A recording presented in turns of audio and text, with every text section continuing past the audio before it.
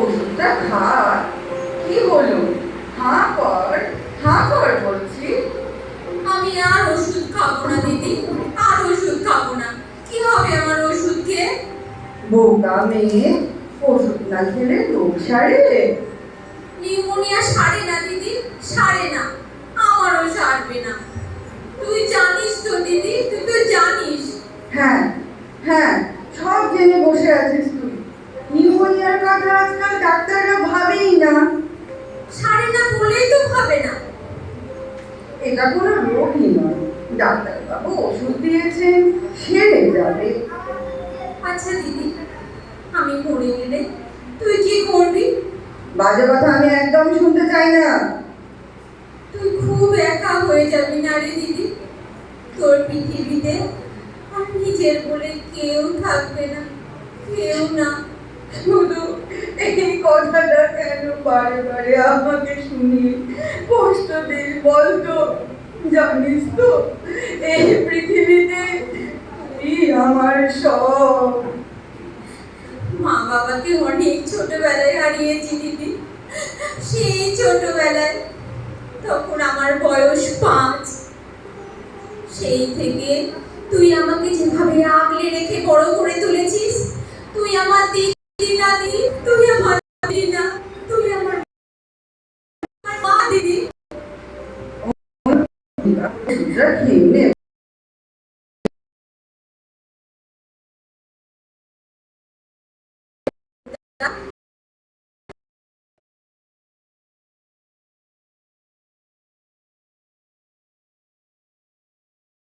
না, তোরা না ব্যবস্থা না করে। অনুটা তো তোকে খুবই ভালোবাসে দিদি।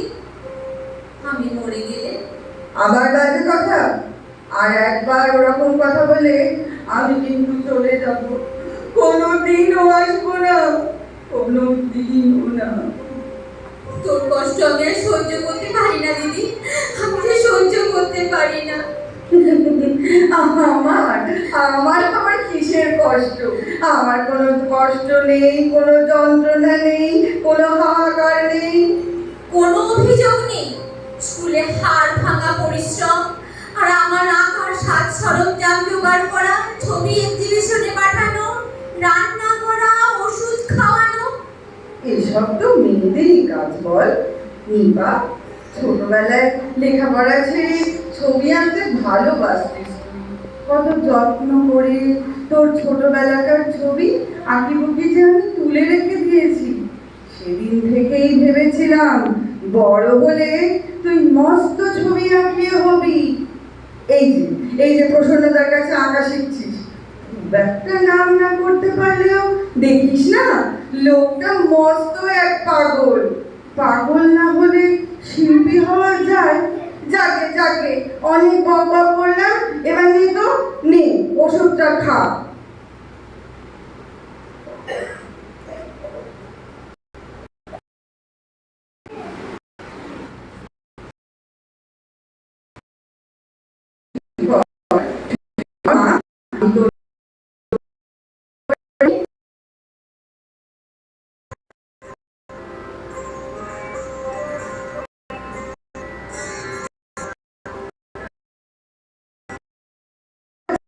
বসে আছিস?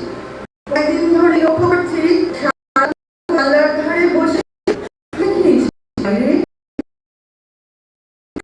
মেয়ে বৃষ্টি। না না না, তাহলে জানলাটা খোলা রেখে বর্ষার ভেজা বাতাস গায়ে লাগলে যে। আমি ওই আইভিলতা গাছটা দেখছিলাম দিদি, ওই আইভিলতা গাছটা। আইভিলতা গাছ? কোথায় কোথায়? ওই যে দিদি, শুকনো উঠোনে ধার ঘেঁষে ভাঙা পাঁচিলটা, সেই পাঁচিলটাকে জড়িয়ে ধরে গাছটা। হ্যাঁ হ্যাঁ, তাই তো তাই তো তাই তো, ওই গাছটা। আচ্ছা, সারাক্ষণ গাছটা দেখার কি আছে? জানিস দিদি, ওই গাছটায় 3 দিন আগে 100টা পাতা ছিল। তুই গুনেছিস? 100টা পাতা। তুই গুনেছিস? হ্যাঁ হ্যাঁ, 3 দিন আগে ওই গাছটায় 100টা পাতা ছিল। গুনতে গুনতে আমার মাথা ধরে যেত, চোখ আজ মাত্র 6টা পাতা দিদি, 6টা পাতা। ওই যে দিদি, ওই যে আরেকটা পাতা খসে পড়লো, আরেকটা পাতা। আর মাত্র 5টা, আর মাত্র 5টা পাতা দিদি। তাদের কি হয়েছে বোন? আমি জানি ওই পাতাগুলো আমার জীবনের সঙ্গে জড়িয়ে আছে। বলিস কি?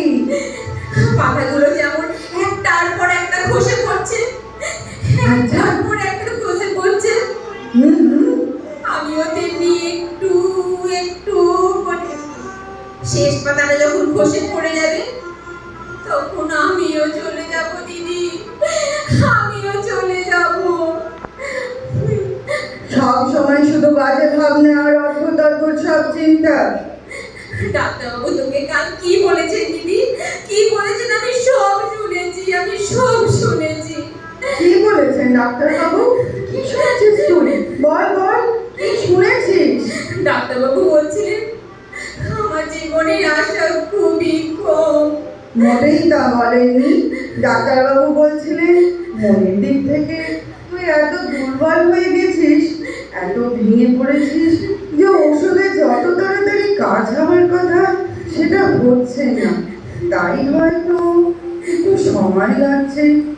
আরো বলছিলেন কি বলছিলেন দিদি, কি বলছিলেন? বলছিলেন পুলককে একটা চিঠি লিখে আসতে বলতে, কিন্তু ও যা পাগল, খবর পেলেই রিসার্চের কাজকর্ম ফেলে লন্ডন থেকে একেবারে ছুটে চলে আসবে। ডাক্তারবাবু